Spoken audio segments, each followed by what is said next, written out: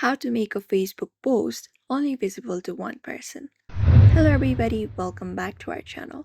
In today's video, we are going to give you a tutorial on how you can do it, so let's get started. First of all, you can just go ahead and open up the Facebook application on your device.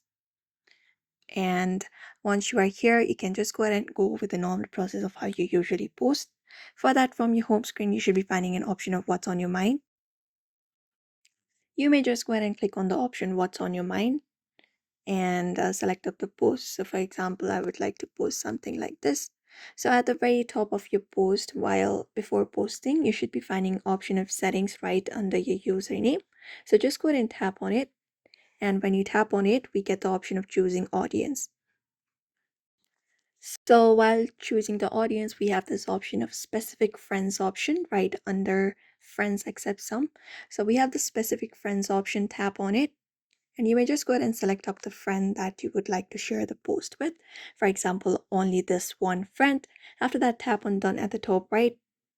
And after that is done, tap on done again. And you may just go ahead and post the post. And there you go. This is how you basically tag or make posts visible to only one person on your Facebook.